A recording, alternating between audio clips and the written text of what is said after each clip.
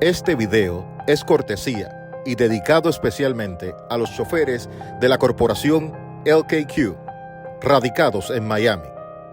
Gracias por sus sugerencias.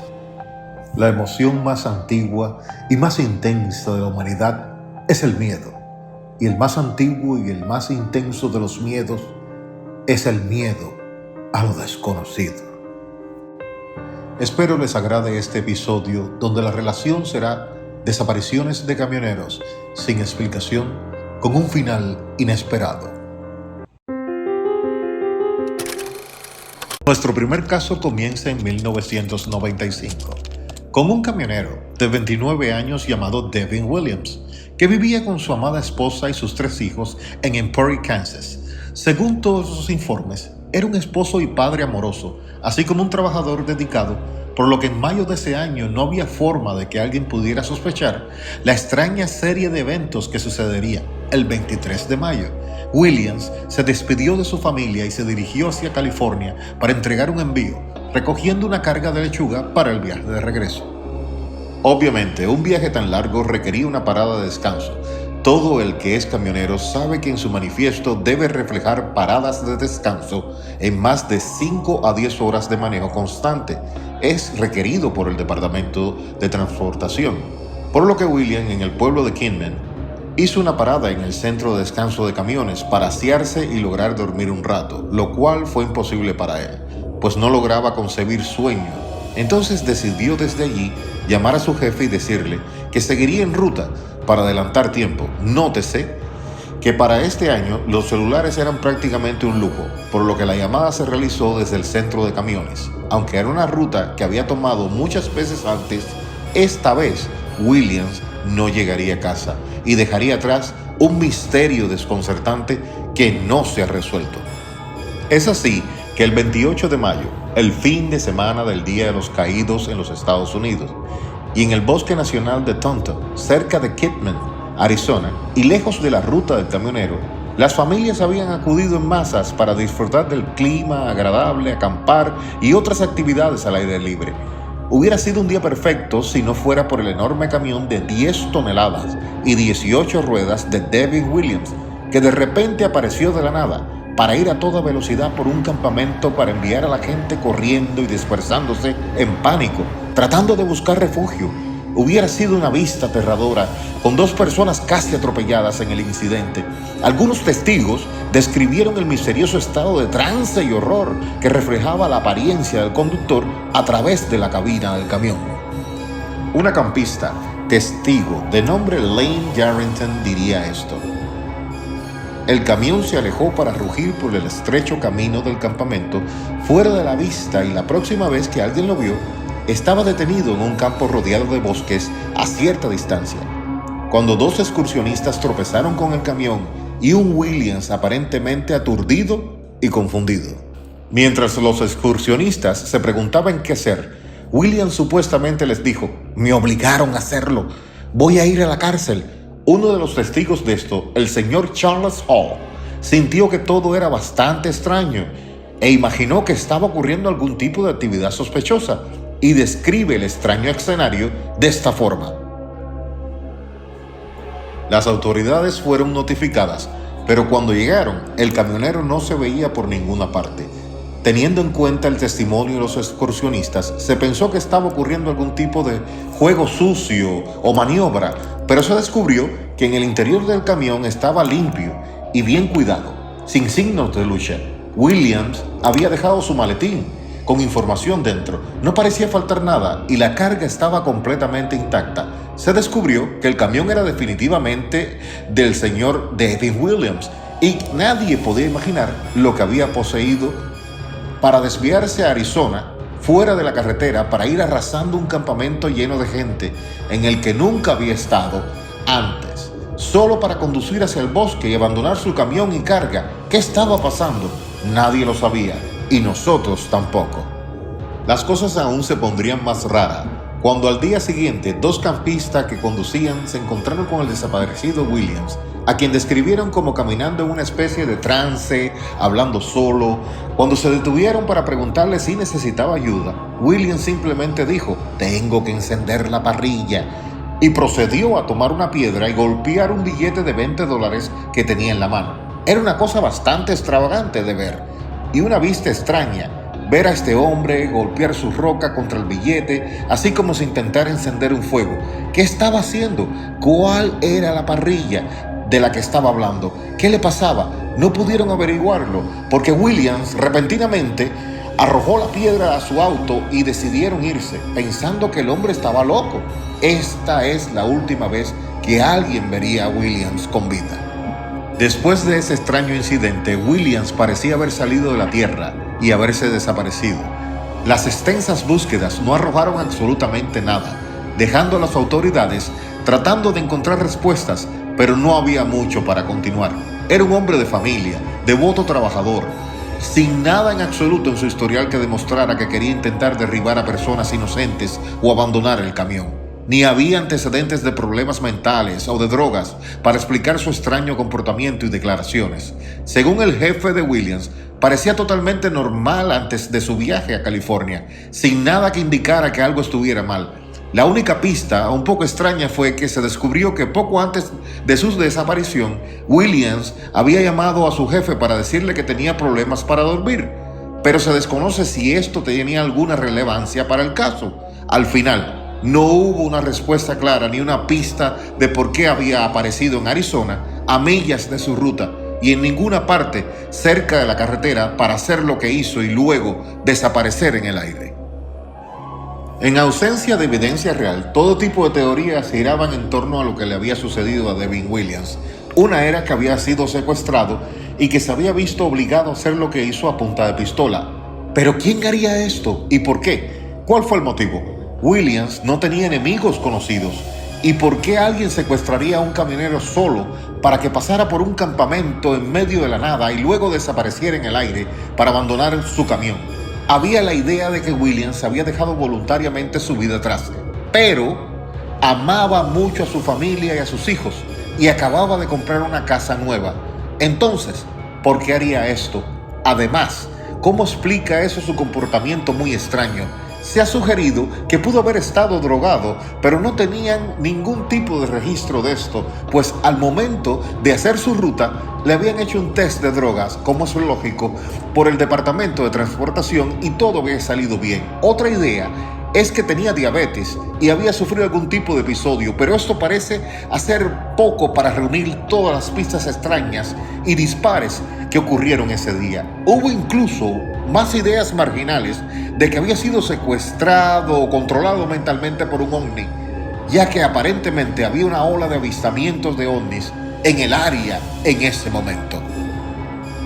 Cualquiera que sea la causa, no había ninguna señal de dónde se había ido realmente y ningún rastro de su destino, hasta 2 años después, el 2 de mayo de 1997, cuando se encontró un cráneo humano a solo un cuarto de milla de donde Williams había sido visto por última vez.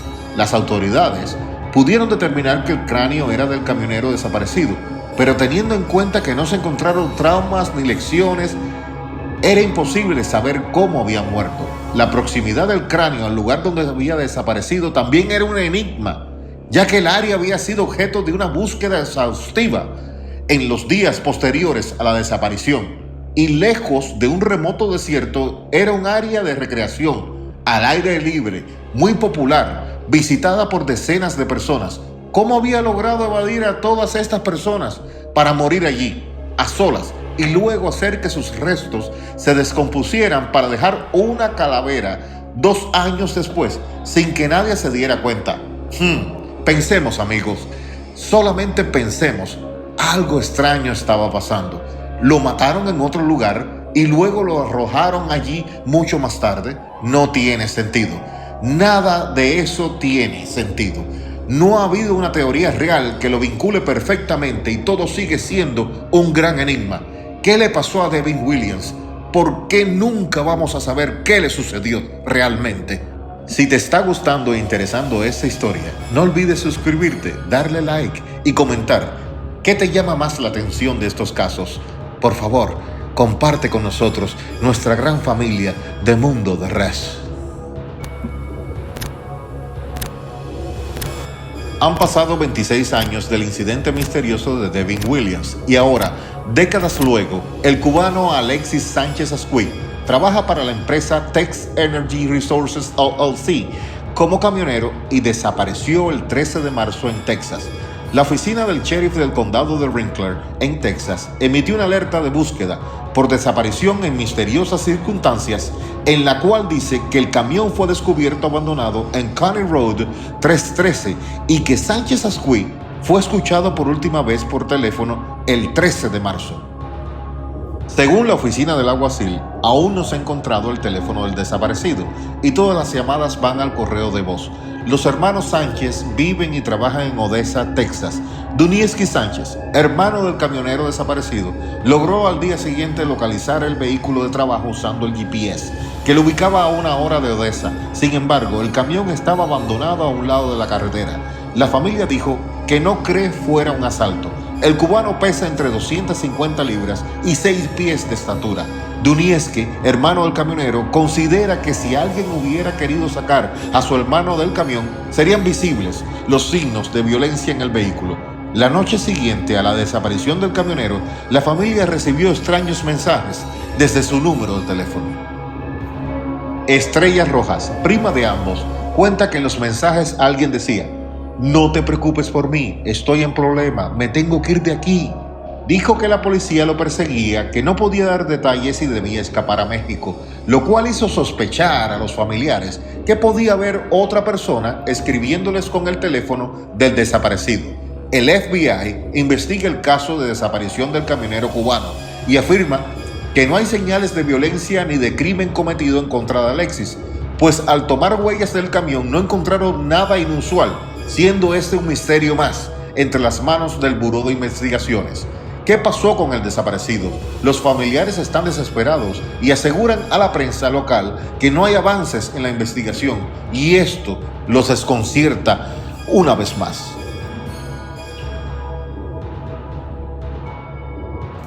Tomemos una pequeña pauta. ¿Qué sucede con estos camioneros? ¿Qué fuerza invisible los hace desaparecer? ¿Qué los hace actuar de forma errática y extraña? ¿Qué misterio encierran sus desapariciones? Pensemos, familia, ¿qué está sucediendo con estos camioneros? Algo por descubrir. Pero no hemos terminado aún. Un año después de lo ocurrido con Sánchez Ascuy en Texas, un joven camionero cubano, residente en Estados Unidos, fue reportado como desaparecido por familiares y amigos. Miguel Antonio Moreno Rodríguez, de 21 años, está desaparecido desde el pasado 7 de junio de este año 2023. Su última parada en la ruta fue en el estado de Oregón, en la ciudad de Portland.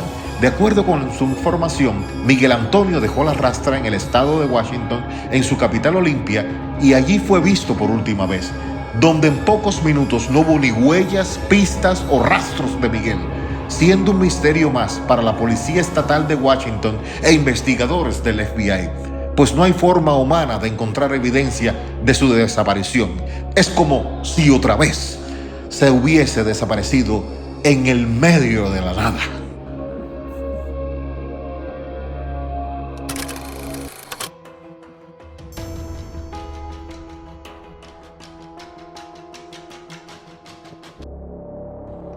Estamos en el año 1979. El secuestro y abducción ovni de Filiberto Cárdenas, del 60 East 38 calle en Hialeah, Florida, puede ser el primer caso registrado donde el abducido pudo introducir con éxito a otra persona en los eventos de contacto y llevarlo a bordo de una nave extraterrestre con él. El señor Cárdenas ha sido un hombre muy honesto, trabajador y un esposo y padre decidido. No estaba particularmente interesado en el fenómeno ovni hasta que se produjo esta cadena de eventos, pero su fortuna dio un giro a mejor después de que comenzaron los contactos, y ahora está reorganizando su vida para darse más tiempo para dedicarse al estudio de lo que le está pasando a él y a los demás, y decirle al mundo dormido lo que realmente está sucediendo. El 3 de enero, alrededor de las 6 de la tarde, un jueves por la noche, Filiberto Cárdenas, entonces de 46 años, fue arrebatado por un objeto zumbador que emitía un haz de luz violeta azulado blanco, que lo hizo flotar por el haz de luz y salir de vista de sus tres amigos con él. Pareció entrar en un objeto oscuro con forma de bolsa, más tarde descrito como aproximadamente con forma de pelota de fútbol americano, que luego voló hacia el oeste con Cárdenas a bordo. Filiberto y tres miembros de la familia Martí, Fernando, de 46 años, su esposa Elizabeth, de 36, y su hija Mirta, de 13, fueron testigos de este incidente. Ellos radicaban en el 8632 Northwest de la 35 calle en la ciudad de Miami. Regresaban de un intento fallido de comprar un lechón para la cena del domingo por la noche, pero el granjero al que habían ido a ver no tenía más cerdos a la venta y estaban regresando en la ruta 27 de la autopista estadounidense, también conocida como Okeechobee Road, para volver a casa. El Chevrolet Station Wagon de 1970 de Cárdenas desarrolló problemas eléctricos. Los faros y todas las demás luces se apagaron, el motor se paró y el automóvil se detuvo cerca del Florida Turnpike o la extensión del Turnpike. Cuando Fernando probó el motor de arranque, no había corriente eléctrica en absoluto. Fernando, quien conducía en ese momento, y Filiberto se bajaron, abrieron el capó del motor y miraron el motor para ver que estaba mal, dijo Cárdenas. En ese momento, el motor comenzó a reflejar diferentes colores: rojo, violeta, azul, naranja y luego un blanco azulado intenso. También escucharon un zumbido intenso. A su vez, como muchos miles de abejas, dijo Cárdenas. Traté de moverme, pero estaba paralizado en la posición, incapaz de hacer nada, incluso incapaz de mover mis brazos. Podía escuchar los gritos de las mujeres en el auto, como gritos de horror, pero miré hacia abajo y vi que estaba suspendido en el aire y elevándome. Cuando estaba de 8 a 10 pies por encima del auto, todo se oscureció y no recuerdo lo que pasó.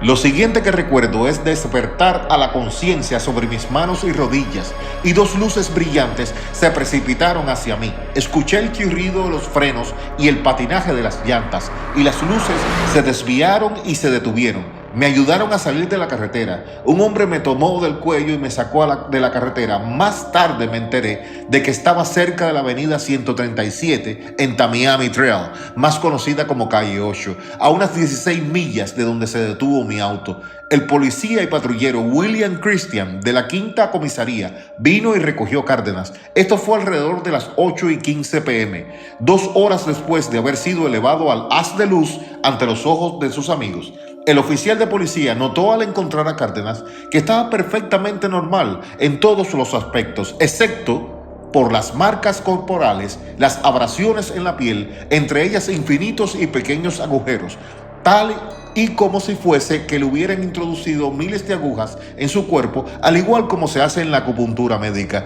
disfunciones sistémicas resultantes directamente del contacto ovni. Mientras tanto, Fernando Martí, que también miraba debajo del capó con Cárdenas, vio el motor reflejando los distintos colores de luz y luego vio los pies de Cárdenas ascendiendo por encima del capó, a su izquierda. También se sintió ingrávido y saltó más hacia el área del motor, encima del motor caliente, y se agarró de él, lo que probablemente lo salvó del destino de Cárdenas. Cuando la luz se atenuó y volvió a sentir el peso, miró hacia afuera y vio a Cárdenas levantándose y gritando: ¡Déjenme ir! ¡Déjenme ir! Observó a Cárdenas flotar en el haz de luz hasta que entró en la forma oscura, en forma de bolsa, que luego voló hacia el oeste. Fernando corrió alrededor del auto para consolar a las mujeres que gritaban y temblaban y les dijo: ¡Se llevaron a Filiberto! ¡Se llevaron a Filiberto! La esposa de Fernando, Elizabeth, había estado en un terremoto en California y, temiendo lo mismo, cuando el auto comenzó a temblar, agarró a Mirta, su hija, y la puso sobre su regazo, rodeándola con sus brazos para protegerla. Fernando saltó al auto y probó el encendido nuevamente, y esta vez hubo chispa y el motor se aceleró y arrancó, pero funcionó muy bruscamente, como si no estuviera recibiendo suficiente gasolina o algo así. El auto avanzó lentamente y luego comenzó a mejorar un poco. Finalmente, funcionando bien de nuevo, Fernando se detuvo en la instalación más cercana y llamó a la policía para denunciar el problema, pero le dijeron que fuera a un teléfono público y volviera a llamar. Volvió al auto, que arrancó bien esta vez, y se dirigieron a Hialeah, hasta un teléfono público. Volvió a llamar a la policía y denunció lo sucedido y la desaparición de Cárdenas. Luego llamó a la esposa de Cárdenas, Iris, y le dijo que un objeto con una gran luz se había llevado a Filiberto. Ella quería más detalles y él trató sin éxito de explicarle algo que ni él mismo podía entender. Cuando Fernando colgó el teléfono, Iris consiguió que un sobrino la llevara a donde había desaparecido Filiberto, y tras consultar con la policía y comprobar que no sabían nada más que la llamada de Martí, ella y el sobrino se dispusieron a ver qué podían averiguar. No encontraron nada en la escena. Cuando encontraron a Cárdenas alrededor de las 8 y algo, la policía notificó a la señora Cárdenas y ella corrió a la estación y lo llevó a una clínica local para recibir tratamiento. Me costaría creerlo si lo leo en un periódico, admitió Martí. Pero yo estaba allí con mi esposa y mi hija. Estábamos todos aterrados por la luz y el ruido, dijo. Cuando terminó, Filiberto se había desvanecido. Antes de que esto sucediera, dijo Cárdenas, me burlaba de los ovnis.